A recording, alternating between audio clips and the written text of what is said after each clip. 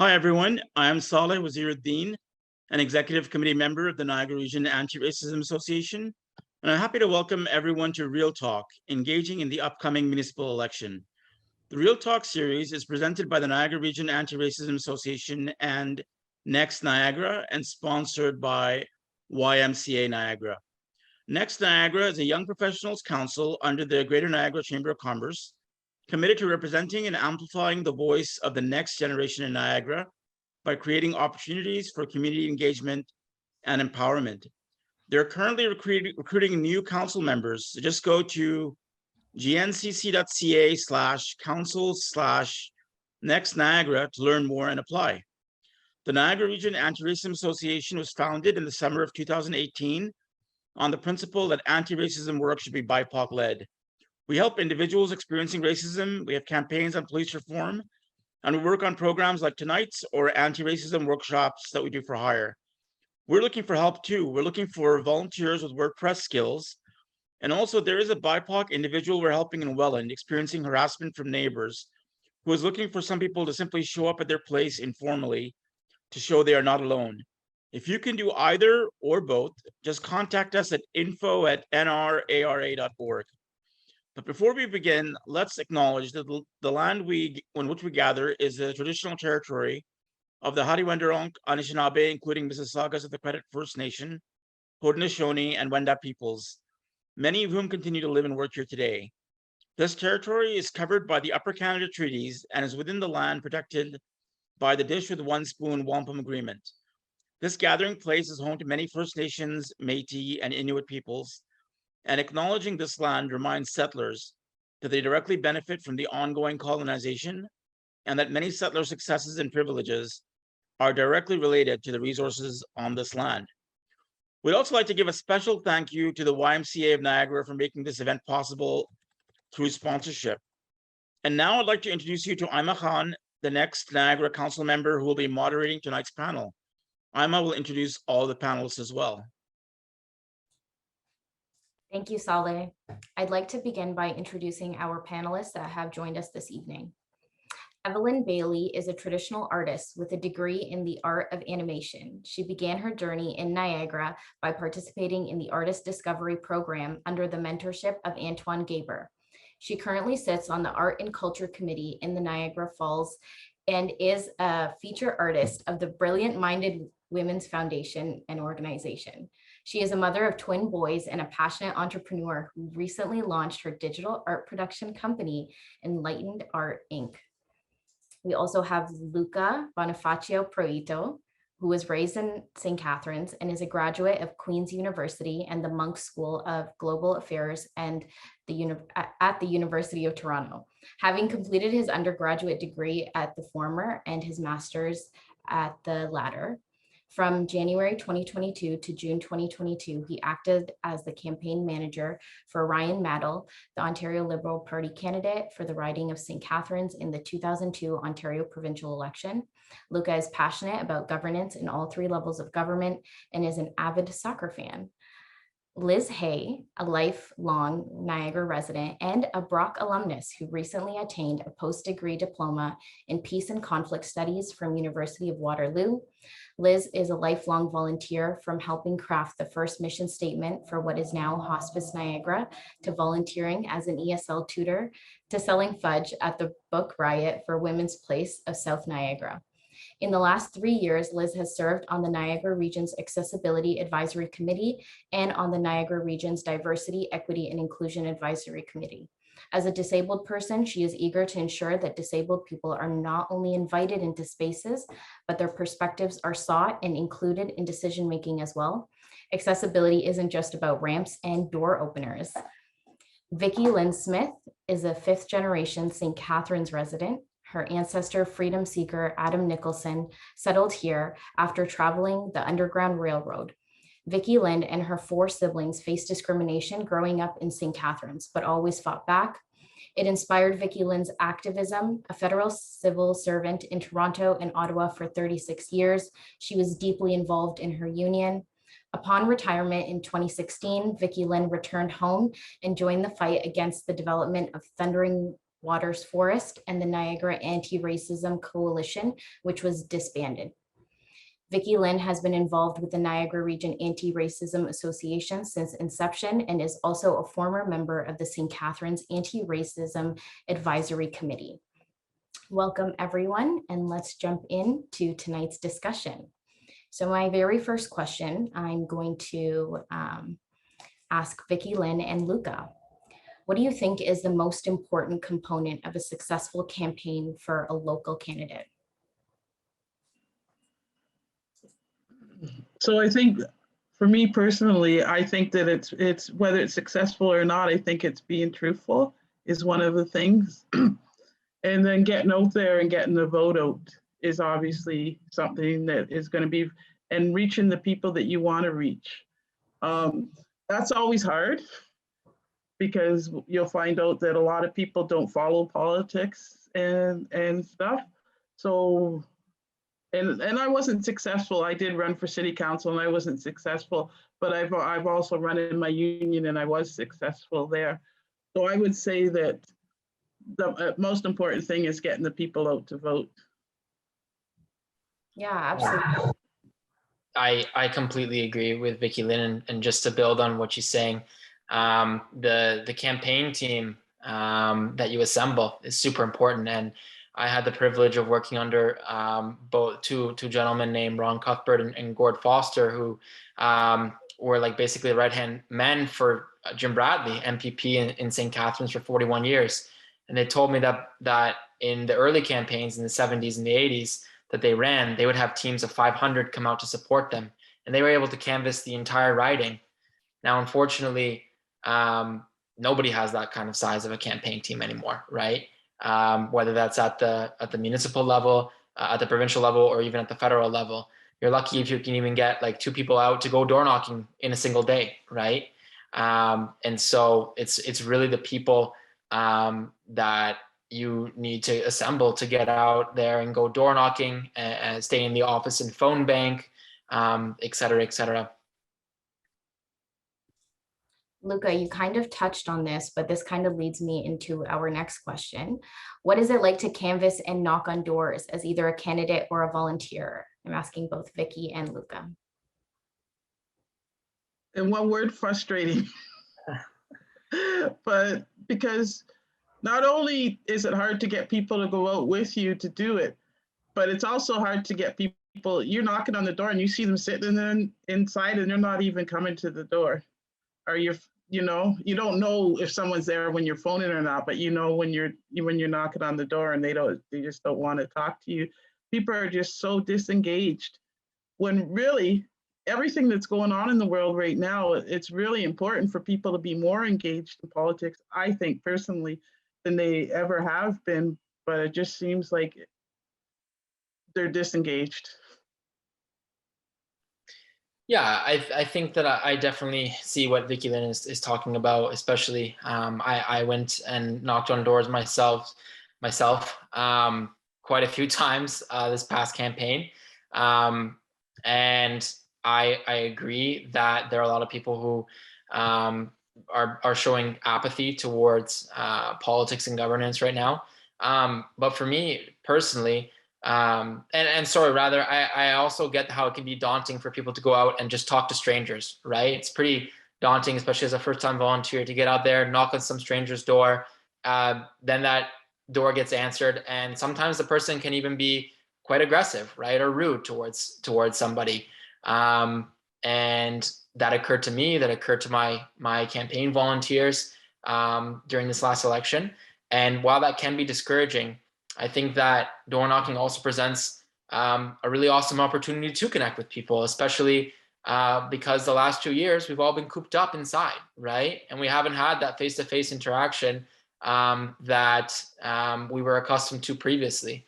And for me personally, I know as an extroverted person and as somebody who really enjoys talking to people about issues that they face and what we can do to help them if elected, I really saw that as a great challenge to get out there and get our leader's message and our party's message and Ryan's message across to them. I thought that was a really good opportunity to do that. Thank you for sharing that. So my next question is directed to Liz, Evelyn, and Vicky Lynn. What particular barriers do women, BIPOC people, disabled people, or LGBTQ2S+ individuals face when they are campaigning? So I'm gonna say that one of the barriers for women is actually it's not safe for women to go out on their own. So they have to have company majority of the time, right? Depending, but you're going to always feel better if there's someone with you. So that in itself is a barrier. Just it also like how Luca was saying about people when they're rude at the door. I agree totally. So if you get that and you're a woman by yourself, or then it's going to be a lot more. You're going to be a lot more intimidated by it than if you're a man. Yeah, I would have to absolutely agree with Vicky. Being a single mother of twin boys and getting people knock at my door quite often, unless I'm anticipating somebody, I'm guilty of trying to avoid conversation. I think with the past couple of years, it's become a little socially awkward. You're not really sure who's comfortable with whom. So that's definitely a barrier. I would definitely agree with that as well, just being a woman. I would also, I mean, maybe this is cliche to say, but I would also say visibility. Sometimes I think it's just difficult to be visible, just to be seen, period. And so I would say that women, I mean, all factors of the categories would lie under just visibility. And what tech tools are they using to be seen? How are they being seen, right? And if unless we're up to date with technologies, like depending on where everyone's at, like I'm very big on technology, and I find that it's the way to really get yourself out there.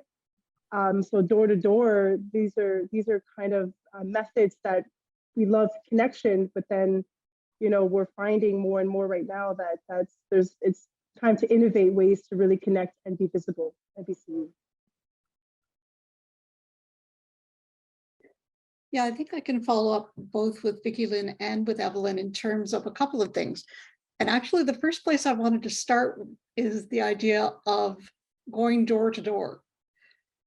If you're using any kind of mobility device, I use a walker, several of my friends use wheelchairs, you can't go door to door. You can't get up on somebody's front porch.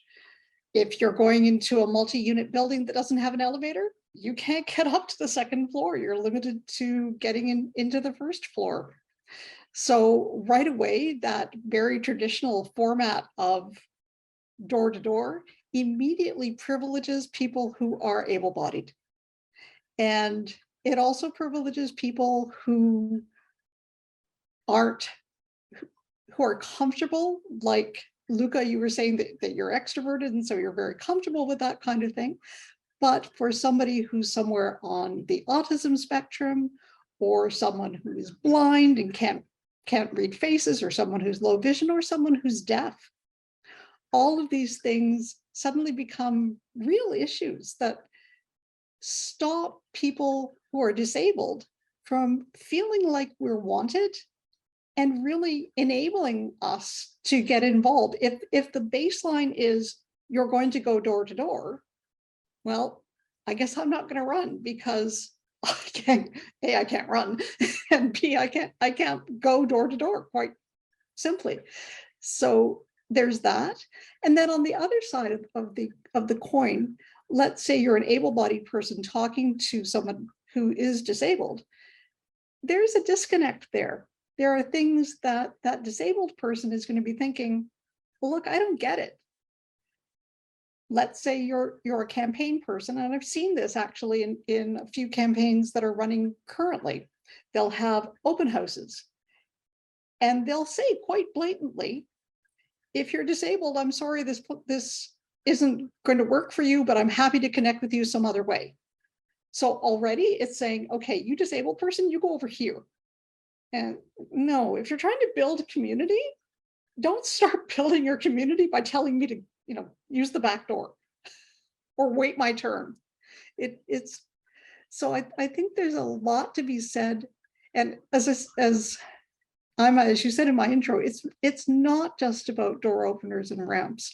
It's also about people's expectations of what you're capable of doing. If I show up with a walker, I know there are people who are thinking, well, how are you going to be able to look after me? You can't even walk. If someone is blind, it's like, well, how can you pay attention? You can't even see me. So all of these preconceptions that society is primed to have really have an impact on a disabled person's wanting to participate and then being able to participate. So I think it's with the advent of technology, I think, Evelyn, you're absolutely right that it gives you some opportunities to connect with people in ways that are safer, in ways that are more accessible. I can turn on closed captions. I can, and closed captioning, by the way, for a lot of deaf and hard of hearing people is actually more useful than ASL. I mean, everybody's like, oh, look, we've got an ASL interpreter. And half of my deaf friends are saying, can you just turn the captions on and make sure they're really good? Because I don't actually sign. So it's so important to understand your audience and to put accessibility first, not last. Don't make me ask you, am I going to be able to come to your event? Is there a door opener? Is there a ramp? Is there access to transportation? Is there an accessible washroom? Are you going to have closed captioning available? Don't make me ask. Tell me up front. Then I know that I'm wanted, and I know that I'm welcomed, and I know that you want me to participate fully. I think Beautifully reimagining said. and rethinking campaigns is definitely a direction we need to be moving in. Sorry, Evelyn, I didn't mean to cut you off. You were going to jump No, into something. I just said beautifully said. That's Yeah. all. Okay, Absolutely. I agree. can I add something there? Yeah. I just want to say that it's also, I agree with everything that Liz said. And what makes it hard, especially for city politics, is that you don't have people that run in city, you're running individually, and you don't have the wherewithal a lot of times to do a lot of that stuff because you don't have a party behind you and stuff where you're running party politics. It should be a given for party politics. You think they should be able to do that. So that's all I wanted to add. Thank you. So kind of building on that last question, conversely, why is it important for women, BIPOC people, those who are disabled, and the LGBTQ2S+ individuals to seek and hold elected office? What do these voices or the voices of these people add to our political discourse?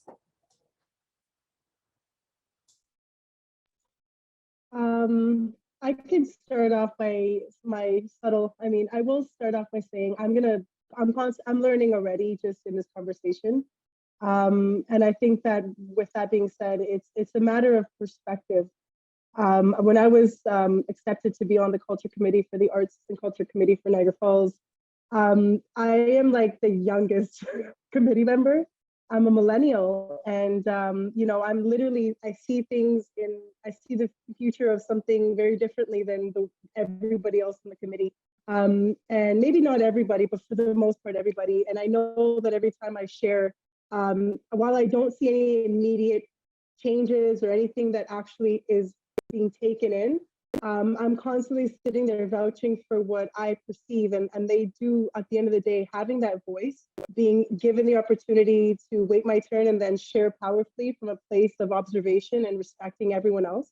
I think the answer to this is that it's like if we have a piece of the pie and disability and all that is covering a majority of it, how can we not have that as a part of maintaining a full perspective of the whole? And so just for that insight, I would say that it's just always important to have diversity, just so that we can, like, as Liz is sharing and as Liz, Vicky, and everyone shares, I'm taking a moment to actually be present to what it feels like to be in their shoes. And as they share that perspective and the way they speak and the connection and the resonance of their voice allows me to actually connect to what they feel and then have that compassion and empathy and then consideration and moving forward. And I think that that's powerful just to have on in any space and in any round table. And it's, you know, it's relevant, and it will never underestimate the power of influence and planting seeds.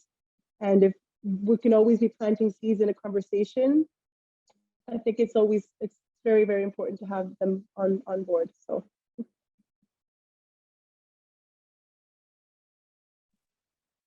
Okay, so and I agree with everything that you said, and so it gives you the different lenses. If everybody only sees through their own lenses normally, and so when other people are at the table, it opens your eyes, and then you can see through all those different lenses, and it brings a more wholesome, I guess I'm trying to think of the word.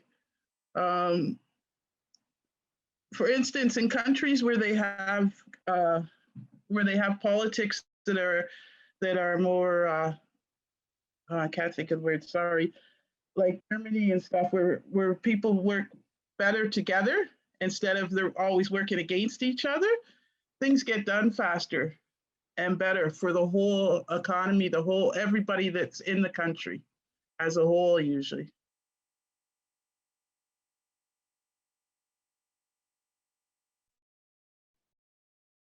I think for me, when I'm thinking about this, first of all, yes, Evelyn, yes, Vicki Lynn, you're absolutely right. I think building consensus is absolutely key, and listening to other people's voices. I think there's some danger in saying, oh, I get it now because I've heard you speak about this for 5 minutes, and oh wow, I really feel very, you know, I feel your pain. And one of the things that I learned when I was participating as co-chair on the Niagara Region Diversity, Equity, and Inclusion Committee was that there are things that I don't get. I get disability. I get mobility disability. I get mobility disability and ageism. I get mobility disability and being a woman. I get all of that. But I don't get being a Muslim. I don't get being a member of the LGBTQ++ committee. I don't. And I remember decades ago, sorry, I'm old, but I remember when it was really super trendy for people to say, oh, we want to experience what it's like to be disabled. So I'm going to give you a pair of glasses and I'm going to smear them with Vaseline and I'm going to stick you, able-bodied person, in a wheelchair and make you go up that ramp. Really? Really? For 10 minutes, you're going to pretend you're disabled? How about instead you sit down and you let that disabled person tell you what it's like. Don't pretend you know. Don't pretend you know what it's like to try to get on a bus with a mobility device. Say to somebody who's using that mobility device, what's your experience?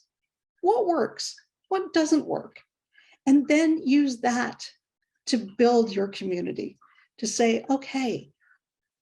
And I think one of the things that really irks me a little bit is this idea that we're going to make space for you. Oh, no, you're not. You're not making space for anybody. The region did this wonderful thing called a seat at the table because they wanted to encourage diverse voices. And I was one of the panelists. And one of the last things that I said was, I just want to get rid of the table because the table gets in the way. Get rid of the table. Say to people, come into this space in whatever way you can. We will find ways. You will tell us what you need and we will make sure it happens. Not we will do it to the best of our ability. Heck no. We will do it because we value your input. We know that you're part of our community and we want to make sure that everybody here has a voice and a chance to be heard in a way that is really meaningful. So I'm a big fan of systemic change, if you can't tell.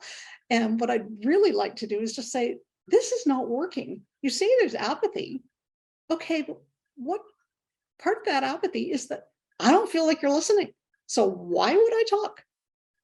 But if we work together to create that environment where all of a sudden my voice matters, bye-bye apathy, and I'm going to be right in there. But if you create a system where it's like, I've got to fight to get in, I'm not going to fight. I've got better things to do. Okay, I agree with everything that you said, but I'm gonna be a little bit of a because there's also the issue where a lot of people, especially people of color, are tired of having to always tell their stories. So you get it from both sides, right? It's like, why should I have to keep telling you? I've told so many people I shouldn't have to keep banging my head against the wall, right? 100%. I totally get that fatigue. I totally get that. From my perspective as a disabled person, Yeah. I get sick of having to call up events and say, so is there a door opener? Is there a level access? Is there an accessible washroom? Are you going to have this? I get sick of it. And so very often I just count myself out. It's like, if you're not going to put it on your poster, I'm not going to even bother trying to show up because it's too much work. And you know what, with disabled people, they also need to come to you. They can't decide what they're going to do. They need to ask you. I took my cousin to, she's in a wheelchair, to a theme park, and her leg doesn't bend, and they had a disabled washroom. Well, guess what? It was at the very end. Her leg, I couldn't get her out. I could get her in, I couldn't get her out. You know, so that's not really accessible. No, people's views on accessible, honestly, the word accessible gets used way too much. It's like, oh, you're going to make this course really accessible. What you mean is that you're going to use language that is at a grade 12 reading level or a grade 10 reading level. Say that. You don't tell me it's accessible and then have 12 stairs to get in. It's like, your course is not accessible. Your readings might be at a grade 12 level, but the course isn't accessible. So we really need to be conscious of how we use language and what it means, because those words have real impact on real lives. Thank you for sharing. I want to direct this question to Luca and to Vicky Lynn. What sort of cost does a municipal candidate face, and how can you fund a campaign? This is something that I don't know either, so I'm really eager to hear it. Yeah, it's a great question. Offhand, I think maybe Vicky Lynn may be able to provide better numbers than me, just because I manage a provincial campaign and not a municipal one. But I think that each race in Niagara has $19,000 to spend. Is at the mayoral level? Is that no? Oh, I don't know about the mayoral level. Oh, so okay, I was just talking about the mayoral level. Is Yeah. $19,000 to spend. I'm really not sure what that looks like at school trustees or for even city councilors. And I'm sure that Vicky Lynn can touch on that, having run. But how to fund a campaign, that's a really interesting question as well, because especially, I think Vicky Lynn was touching on this earlier, how there's a generalized sense of apathy when it comes to politics and governance. And also, if people feel as though the system can't change and that's why they're apathetic to it, then why are they going to put their money towards that as well, right? And especially in times such as these, where affordability has been the key issue of 2022 to a lot of people, it's a lot harder to part with money, right? When you have to pay for things like groceries, when you have to pay for things like gas, heating in your home, daycare for your kids, et cetera, right? So I think that those are obviously barriers to accessing funds in the community. But I think also that it's really important to note that it seems as though only people with the necessary funds and access to those funds can run for a campaign. Like grassroots campaigning, especially at the municipal level, is extremely difficult for the reasons that I just mentioned, but also because you have to tap into that amount of money in such a short period of time, right? Whereas if you already have that established network, you're able to draw upon that money as you please, right? And touching just on the costs of what a municipal candidate faces, there's costs that go beyond finances, right? There's costs that are linked to finances, but also, like, think about the scenario where somebody who's wealthy is able to take off 2 months and go door knocking the entire city. The entire city of St. Catharines for a mayoral candidate, for instance, is massive, right? You need that time to do that. If a candidate is wealthy enough to take 2 months of time off work to go and do that, then they're in a way better place, way better position to win that race than somebody who has to take care of kids, somebody who has to go to work, make money, and does not have that time to do that, right? So there are those costs that the candidates face as well. Okay, so for the costs, I don't think it's 19,000 per mayor, because it's based on how many people are in your for the wards. It's based on how many people are in your wards. It's so much for each person that can vote, I think it is. And so the mayor, I'm pretty sure is the same thing, but it would be across the board, right? I don't remember the exact numbers of what it is, but that's how it's based on how much. Yeah, and basically it's going to your family, your friends, and stuff like that. So if they've got money to help you, that's, people do fundraisers if they want, if they have time and they can come up with a fundraiser.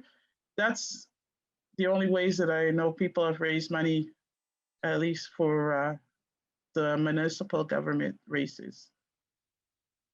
So it's who you know, and if you're wealthy, and then you probably know more people wealthier, and actually that's probably why you don't see more people of color and stuff, because of course traditionally we're the ones that don't have the money and stuff too, right? So that would lead into the same thing. Just to touch on one more thing as well, a thought just came to my head, is that there's also just massive emotional costs to running as a candidate in an election as well, right? Like I said earlier, you go to these doors and you're facing abuse from these people sometimes, right? I had a lot of pleasant and amazing encounters at doors where I had real constructive conversations with the citizens of St. Catharines about the issues that they face, right? But sometimes when you're going door to door and you're just not getting the responses that you want, you're hearing back, oh, I don't know if we'll vote that way, we'll see, or they really let me down last time, I don't think I'm going to do it again. And then after a string of 10 of those responses, then you get a response where somebody hurls abuse at you. That can be really demoralizing. And then you have to go home late at night, you barely eat anything throughout the day because you're constantly door knocking. You get zero sleep because you have to wake up and you have to do it all over again the next day, right? A campaign is grueling. It's like 18 hours a day. You really feel that if you don't give it your all, then at the end you'll have regrets. And so yeah, it weighs on you a lot. Liz, I did see your hand go up and then it went down. So I just figured you'd see me already, so I can put my hand down. I completely agree with both what Vicky Lynn and Luca are saying, both in terms of the financial burden and in terms of the emotional and physical burden. And again, bringing it back to a person with a disability, that fatigue is something that we deal with on a day-to-day basis.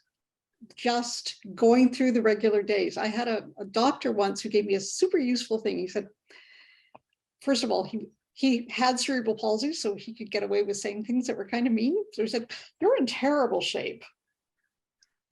Gee, thanks. So he said, and so right now, for anybody without cerebral palsy, to take one step is like you taking 3. If you got into pretty good shape, it would be like 2 to 1. It'll never be 1 to 1. So if you're talking about an 18-hour day, double that, what is that, 36? So now you're spending 18 hours. If I'm spending the same number of hours, it's having a 36-hour impact on my body, which is already tired.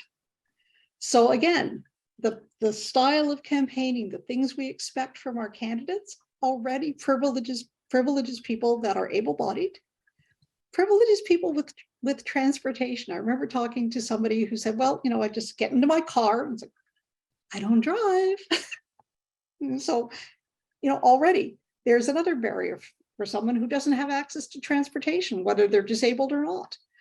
For someone like Vicky Lynn says, who doesn't have access to rich friends. There are lots of new Canadians who might be really interested in participating, who don't have the time, don't have the money, don't have the connections. They have great ideas and lots of enthusiasm, but none of the financial backing. So what you see in terms of who's able to run isn't really going to be necessarily representative of the whole community. They're representative of a very small little bunch. Your 25-year-old person who's running a small one-person business, who's maybe earning her living as a musician or an artist. I'm sorry, where do I get the money for that? And then I have to stop earning my money in order to campaign. So the system really is, can you tell I'm really not a fan of the system, but it really is skewed to able-bodied, well-connected, wealthy individuals. And if you want to know what that looks like, look at our council.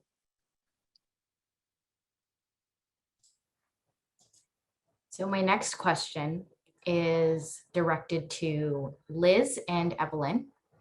What is the relationship between diverse government and a diverse community? Does one drive the other? I'm gonna let Liz just continue, and then I will, if I feel the need to add to that, to what she has to say. I think that we're all gonna learn a lot. So go ahead, Liz. Ouch. Evelyn, I was really hoping you were going to start, because I always find it easier to build off somebody else's comments than having to come up with something new on my own, but I'll try. Yeah, my ignorance, I don't want to just speak, so I would rather share a bit more from an authentic place. So go ahead. Look at that. It's like, no, you go first. No, you go first.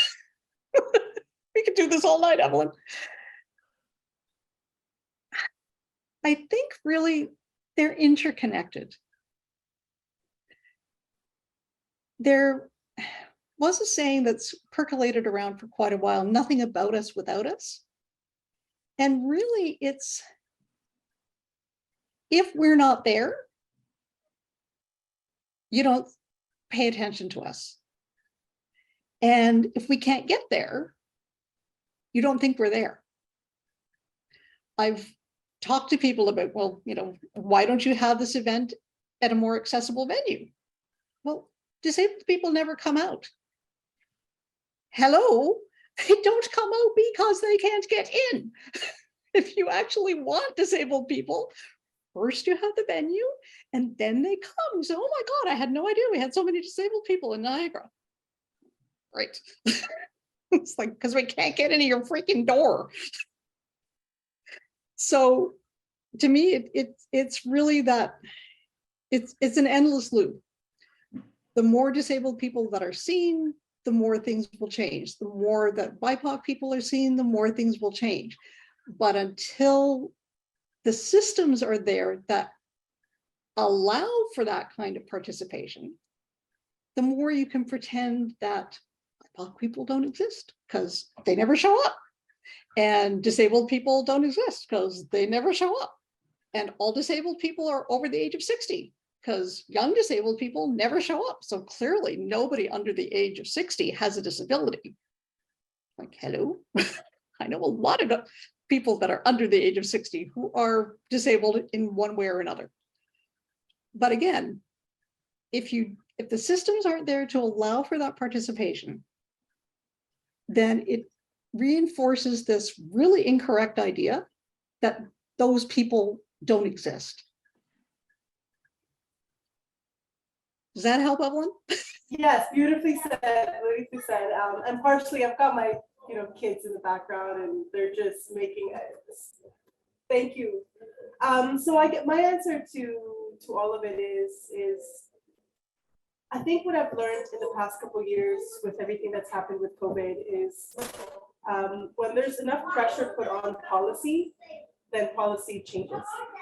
And so that's my, I've gotten a bit more into politics recently because like Vicky said, like, how can we ignore it? Like, how can we, I think that's what Vicky said. So how can we ignore politics at this time of our lives, whatever generation we're part of? Like, how can we ignore it? It's in our faces. It's influencing everything we do every single day. And I believe that as I heard you speaking, Liz, I'm thinking like, what comes first? Does the government change for the people to have that change, or do the people change for the government to change? So it's kind of like, I do believe they're hand in hand. Do I believe they fully work hand in hand at this moment? No. My ignorance, I mean, what I do understand, I don't believe there's a full synergy between the community and the actual government.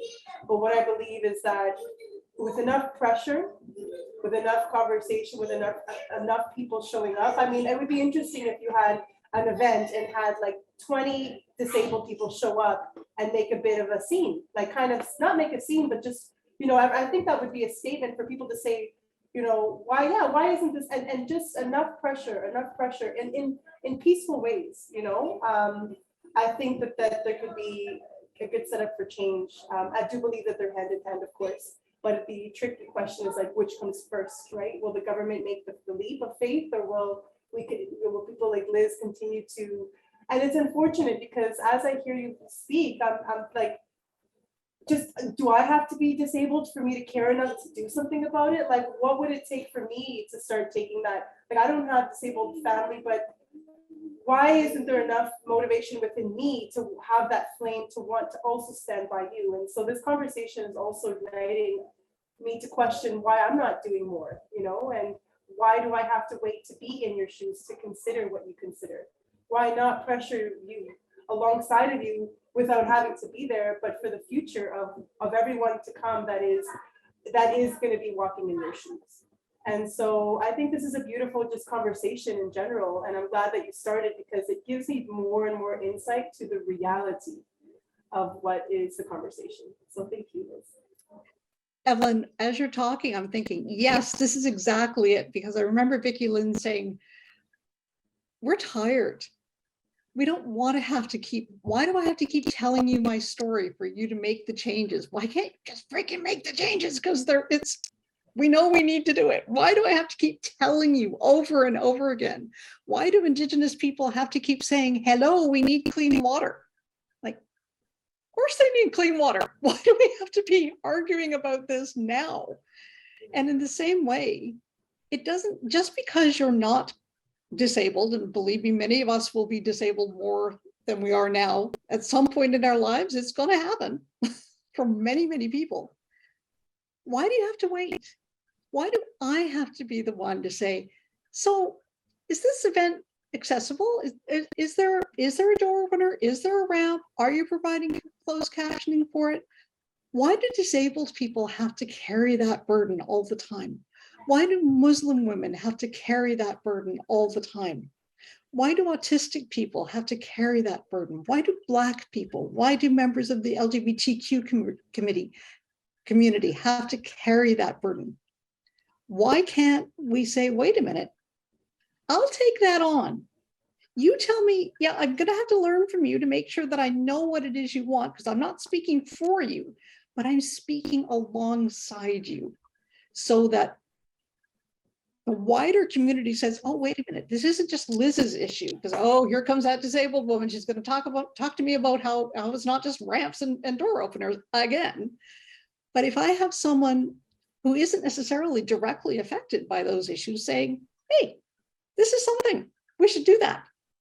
It's a weird thing, but it's a two-edged sword, because what happens is it's like, oh, well, look at now that Evelyn's talking about it, people are listening. I sit here ranting about it and it's like, oh God, that disabled woman, I wish she'd just shut up. But Evelyn says something like, oh, Evelyn, that's a really good point. Yeah. So it's a really it's a delicate balance to find. Absolutely. And I would love to just end it off, not that I'm concluding or dropping a mic or anything, but I would love to just echo what you said back, in that what I believe And I would pray that this reaches so many hearts. But what I truly believe is that we are all one on this earth. There is an energy that is like a true oneness in which I recognized very not long ago, because I'm an artist and I draw, so I can draw the spiritual realm at some in some places of my own experience. I can draw, and there's times where I really am clear. I see that if my neighbor is suffering, there is no amount of winning and greatness and anything that I can achieve if energetically their vibration is within my vibration.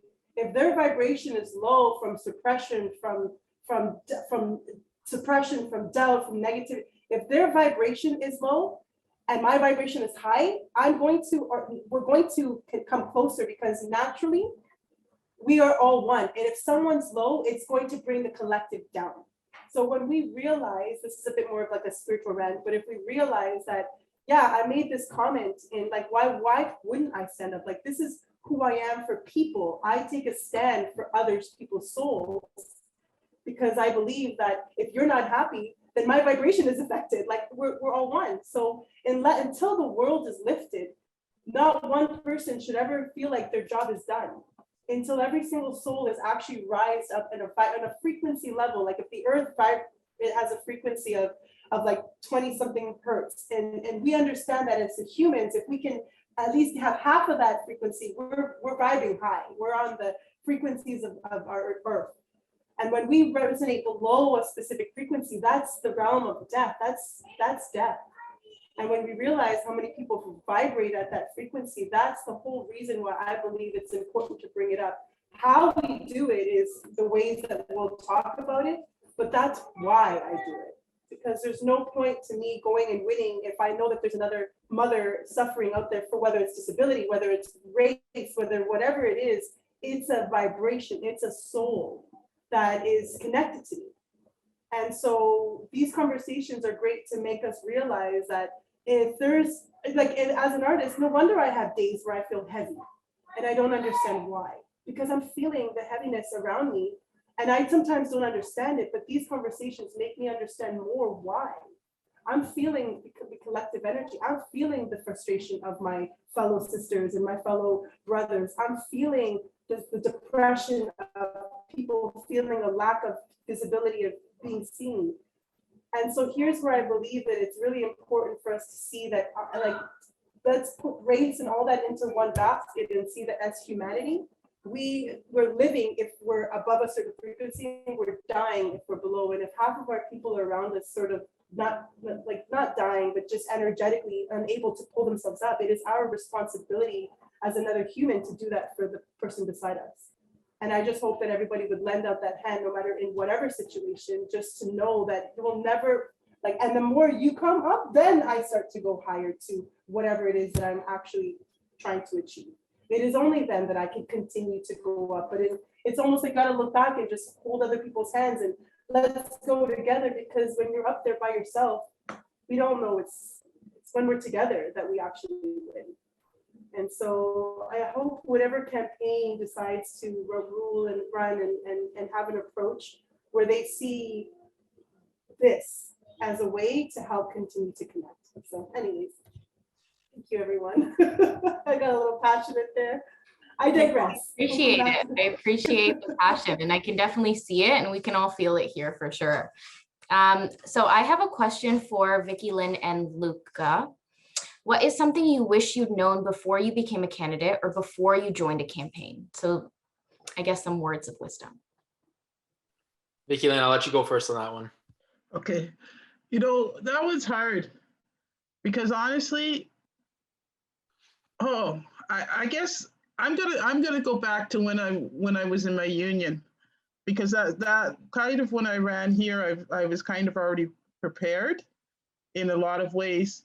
But the one thing I hated was the speeches. Having to do the speeches, I hate it. I'd rather just like this, where you're having conversations and that. I hate getting up in front of people and talking. I do it if you have to, but honestly, I come up with ideas and I have to have somebody else write it up for me because I'm not good at speeches. I know what I want to say, but I'm just not good at putting it together. So I could tell somebody what I want to say and they could write it up for me. And that's the one thing. So just have that person that can do that for you. If you're not a good speech person, but you know what you want to say, if you have that person to help you with that. That's a great answer, and I like that. For me, I think there are a bunch of smaller things that pertain to the mechanics of a campaign that I feel like I wish I knew before the campaign, right? Or I wish I knew that. It would have greatly helped me, right? Strategy wise, or how to properly assemble a campaign team, because this is my first go at it. I'm 24 years old. Did this campaign at the age of 23. And so, as a relative newcomer into the political arena, there were just tidbits of information here and there that if I had assembled them beforehand, I think I would have had a better idea of how to better run a campaign, because there's always room for improvement, right? But I think something that I like a bigger thing that I wish I knew before I decided to take on this role was, and I had seen this before, but not from a candidate perspective or a campaign manager perspective, is really how I guess vicious the online atmosphere can be on social media. I was really disappointed by the level of discourse on social media, especially on the post that we posted under Ryan's name, because you're trying to connect with people in the community by sponsoring these posts, and a lot of money goes into that, right? That we have to raise from people in St. Catharines, and the responses were, we weren't saying things that were outlandish, just really policy ideas from a center left party that we thought were good, right? And to see the responses and to see people just outright dismiss them as lunacy, or to dismiss them as as crazy, I think it really speaks to how polarized society has become. I think it speaks to a particular side of the spectrum, political spectrum, not wanting to hear other people's ideas. And I think it speaks to how on a certain side of the political spectrum, anti-democratic norms are creeping into our society. And so that was really enlightening for me, I think, during this election. Had I known that beforehand, I don't think that we would have spent that much money on social media ads. And in the end, in my personal opinion, I don't think that they made really a material difference on the election outcome. But yeah, I would offer that as something that I wish I knew beforehand. Okay, there's just one other thing I wanted to add, and I agree with the way people attack people on any kind of social media platform, by the way, not just politically. And but also talking about disabilities, like I'm not what I would consider disabled, but I do have a bad back. So that was another thing, going door to door. I didn't realize how much going up and down the different steps to people's house. So I didn't get out as much as I would have. I wish that I had taken time to get into better shape ahead of time so that I could do more of that. Just a follow up to that last question. If you don't want to run yourself, how can you support a candidate, particularly if you don't have much money to give? Luca, what do you think? Yeah, absolutely. Thank you for that question. I think, broadly speaking, I think that civic engagement is the greatest responsibility that we have as citizens of this province, of St. Catharines, of Niagara, of this country, right? And I think that I was just talking about how there are anti-democratic practices that have started to creep into our society. The only way to counter that is for people to be engaged, right? You know, we saw in this past Ontario election, we saw 43% of the electorate show up to vote and cast their ballot.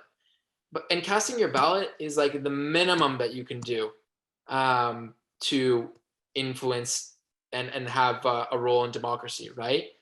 We can't turn into a society where we only act on election day, or we only think that democracy happens on election day. And then even worse, we don't even go out to do what we're supposed to do on election day, right? Democracy is an active practice that happens each and every single day. And it's especially important during a campaign as well, where beforehand, before the election, you have an opportunity to join a cause that you align with or align best with, right? Because not everybody aligns perfectly with a political party. I understand that, or a municipal candidate. I understand that, but it's about aligning, seeing who you align best with, and then fighting democratically and honestly and with integrity to make sure that that vision is realized, right? At the end of the day, if you win, great, you get to go and make policy. And if you don't, then you get to keep on fighting and keep on making sure that your voice is heard, right? And so to answer the question directly is, I think that the power of going door to door and knocking on doors and calling people on the phones and getting a gauge of where they're at politically, where they're at in terms of, you know, the issues that they care about the most, that it's so important. I really can't stress enough how important it is for people to become a volunteer in a campaign and do these kinds of activities. You don't need to be a campaign manager. You don't need to volunteer every single day. But giving a few hours a week during campaign makes a world of difference. And I would really encourage everybody who, especially youth, who have not had that opportunity yet, to go and do it. And can I add, if you can't go door to door, you don't like making phone calls, as simple as taking a sign. I don't know why I'm not getting that word. A sign to put on your lawn, or in your window if you don't have a lawn, to put it on, or in your car, or and if you don't have much money, but you can give $5 to a campaign. If everybody gave $5, somebody would, you know, to people that can't afford it, they would have enough money to run a campaign. Also, organizing to get out to vote people. So if you can't go around, but you have a connection with people, you have the people around you, talking to the people around you, talking it up, whether it's in your living room or in somebody else's living room, or that, making your voice be heard however you can. So we're running a little bit short on time, so I might not get to all of the questions. I do want to ask one question to all of you here. What can individuals or apolitical organizations do to make politics a little more attractive or even welcoming to diverse voices? I believe most of you have touched on this in your responses, but we did talk a lot about that apathy and disengagement. So what would you guys say? How can we make that more attractive? It's a really tough question to answer.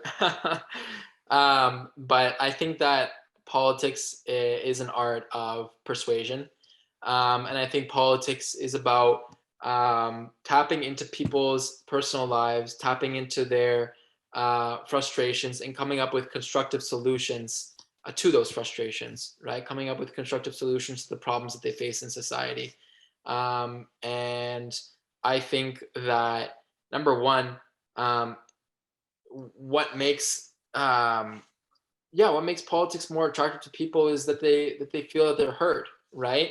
And I think that it's incumbent on the parties that are governing currently to come up with solutions to problems so that the public feels like their vote matters, right? That their voice is heard. We're seeing, I think, lower and lower levels of voter engagement since World War II. because I think people take things for granted nowadays, right? Like, this is how the system works. Nothing in my life is materially changing. Like, why should I get out and vote, right? When we just heard on this amazing panel of panelists that there are marginalized and vulnerable individuals in society who need that help, right? Who need that support. So I think maybe as well, society has become more individual, and we need to tap back into thinking of society as a collective, right? And thinking of each other as our neighbors, not trying to erect fences or walls or barriers, but trying to come together and solve problems together. Luca, I'm just going to jump in real quick and say that lots of really good points there. The one thing that I might take a little bit of issue with is that I think so many of I kind of struggle with the idea of marginalized groups, because groups are comprised of individuals. And I think that those marginalized individuals have been saying, this is what we need in order to, so rather than saying, gosh, I wonder how I can fix it. It's like, hello, you've been told what we need to do to fix it. You want to fix it? You know what to do it. So it's about the political will to make the changes. It's not that it's not that society doesn't know what to do. It's just that they're not willing to do it. You know what to do. You know what needs to get done. Get off your butt and do it. Yes, and I completely agree with you. And if I meant otherwise, I apologize. I think that when government doesn't respond to the needs of those people, that's when government fails, right? Government should be responding to the needs of those people. So I agree with you 100%. And as far as getting the people out and getting them involved more, go to the places where they have their community groups. Go to the places where go to them to help bring them out, to help with campaigns or asking them what they want. Why, there's lots of places that people know of. There's lots of groups, and if they reach, and the political people or whoever's running needs to reach out to them.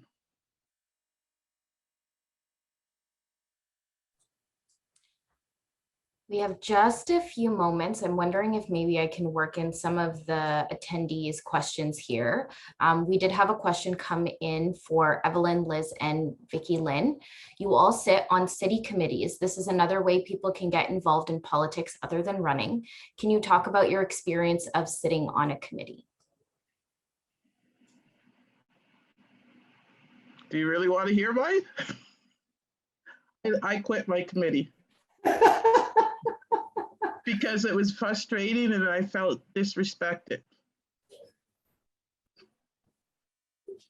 So I've been on the committee for over 3 years, and it was just definitely be challenges to sitting on a committee. Yeah, and there's moments where it could be frustrating. As a millennial, like I mentioned, you think that it's a light topic, it's arts, but it's also arts and culture. So there could be times where, you find yourself voting on something that you're passionate about. But when you have everybody else might be thinking for something else, it can be frustrating because you feel like you want to do something about that and you can't because the votes, are what they are. But there can definitely be frustrating. I'm going on 4 years of the Committee for Arts and Culture. I don't agree with everything that they vote on. I don't agree with all the grants and stuff that they distribute to, but I think it's humbling at the end of the day. Like, it's definitely very humbling to be on a committee and not to know your place, but just to understand what generation I stand in, and just to watch the previous generation before me do what they do, make their mistakes, have their wins, and just set myself up so that when our generation eventually takes over, we're able to just really learn from what happened here with the previous generation. So, okay. Okay, I just want to say that wasn't, I didn't feel disrespected on my committee or any of the people that sat on the committee with me. It was the council itself that I felt disrespected by. And not just me, but I felt that the whole committee was disrespected. And I think that's one of the big challenges about being a part of an advisory committee, is that you provide advice, you provide well-reasoned arguments about why this is a good idea, why this is a bad idea, what you need to think about when you're doing this. And then the person to whom you're providing advice, or the body for whom you're providing the advice, is free to ignore it. And that's really tough when they're saying, we want to hear what you have to say, and then we're going to ignore it and do it the way we were going to do it anyway. That is really, it's hard. And when I saw the reactions in the St. Catharines committees, I thought, yeah, that makes complete sense. Like, well, if you're asking for my advice and then you're just going to say, yeah, no, not doing it. I think there's a bit of a disconnect between understanding what an advisory committee does and what you want them to do. Yeah. If your advisory committee is there to say, look, see, we have an advisory committee on race relations. We ignore them all the time, never pay any attention, but look, we have one. We have an accessibility committee. Yeah, we don't actually listen to it. We don't actually make any change, but we have one. So I think there are some real challenges there. It's that dance between, am I part of the window dressing or am I actually part of the change? And it's tough. It's tough. And you know what? It isn't even that I expect them to agree with everything. I know they're not going to, and I don't expect that. It's the discussion that went on around it in council. That's what I found really just threw me, and no respect in the discussion, right?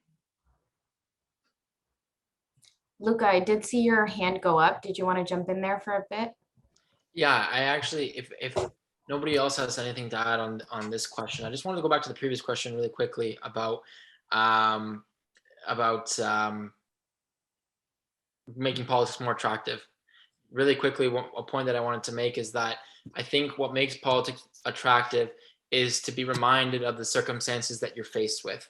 And so, for instance, like after World War II, during World War II, there was the imminent threat of fascism, right? And we saw after World War II in democracies, that newly formed democracies that were previously under fascist regime, they had voter turnout rates of like 95% in their first election, because these people had gone through the perils of fascism, were able to reflect on that, and then were able to say, wow, democracy and having civil liberties and having freedoms is way better, right? So for instance, like Italy, they saw 95% in the first election after World War II. Today, I mean, you can pick and choose which issue you want to care about. There are so many issues today that are extremely important to individuals and to society. I mean, look no further than the overturning of Roe v. Wade in the United States in the Supreme Court, right? And I know that galvanized a lot of people in the United States to become politically active, right? And I don't think that we should wait until something like that happens. I think that we should be preventing that, right? Because when you take your rights for granted, and when you take, when maybe, I guess when you take your rights for granted and you don't participate in a democratic process, that leaves space for people who do want to take away your rights from you, right? And it leaves space for people who don't care about your civil liberties, who want to profit off of you, right? So yeah, I think that definitely helps to make politics more attractive, to remind people of the circumstances that we're faced with. We have one more question coming in the chat. So what do you find most rewarding about being involved in politics?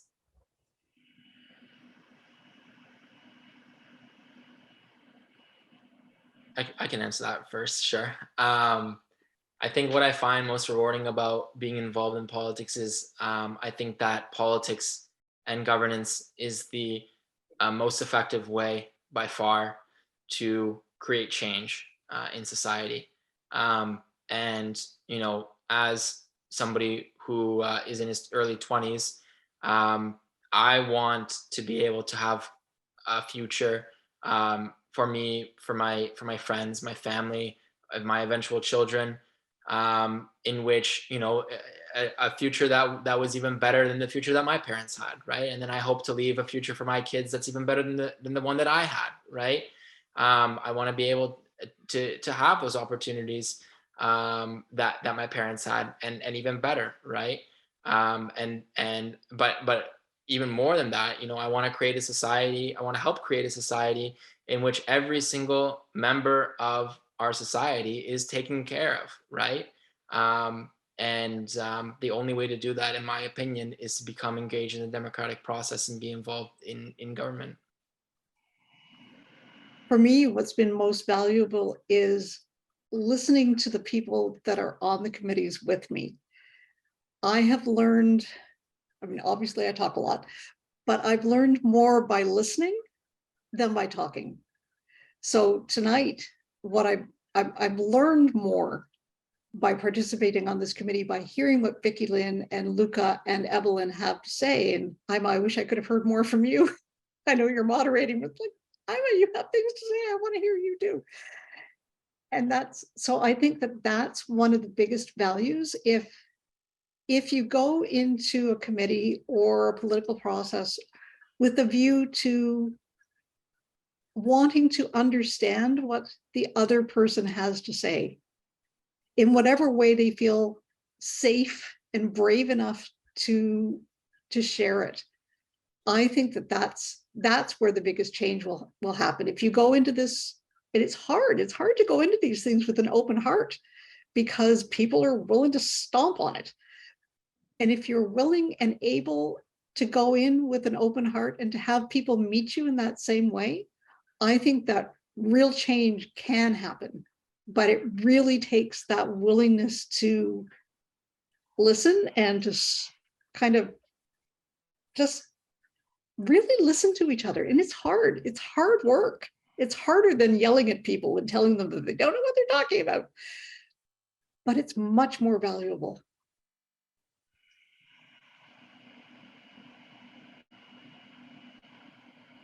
I can't help but want to connect a couple of the questions, and then just this ending it off to really connecting, you know, to make change, to connect people to what it is that they're facing, all these things. I always feel that sometimes what politics could use is a little bit of extra art.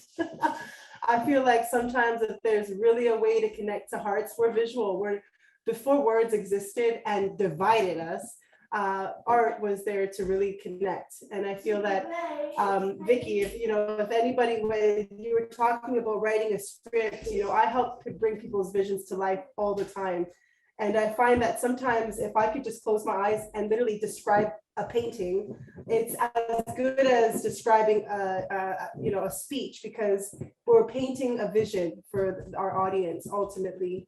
And so I feel like if politicians can maybe collaborate with some artists and local artists, and have the artists, if they believe in the cause, they believe in the mission, they believe in what the party stands for, if the values align, then it would be really, I would love to partner with a politician and see if I could utilize my animation skills and my storytelling capabilities to paint the vision of what the politician of what the party is trying to actually describe, and see if there's a connection to the people viewing it beyond the words. Because sometimes, words, like you said, politics is all about the use of words, and sometimes it could be confusing, misleading, misguiding. They said this, they meant that. Art is, if we can, just like observation, if our conversations can be like the way we observe a painting, we would probably observe a lot more and see a lot deeper. So I had to connect in the art there. I love that. Thank you, everyone. Yeah, thank you so much for everyone's insight. Thank you. Thank you. Thank you. Thank you, everyone. Well, on behalf of NEXTNiagara, oh, I'm so sorry, Vicky Lynn. That's okay. It's just quick. I was just going to say the most thing that I feel that I've got out of politics is the people. I love people, and I love helping them. And I feel the people that I've connected with and met through doing all this is the best thing about it. That's all. Thank you. Well, on behalf of Next Niagara and the Niagara Region Anti-Racism Association, I'd like to thank all of our panelists. We appreciate you lending your time and expertise to this important conversation. We'd also like to thank the GNCC for their support and all of you in attendance for showing up to listen to this Real Talk tonight. Thank you again to the YMCA of Niagara for making tonight's conversation possible. We challenge you to take all of this information as a call to action and keep the conversation going. We hope to meet with you again at our next session. Until then, please follow along at Next Niagara and NRARA's social channels for upcoming events, and feel free to check out our panelists on their socials as well. But thank you everyone, and have a good, safe rest of your night.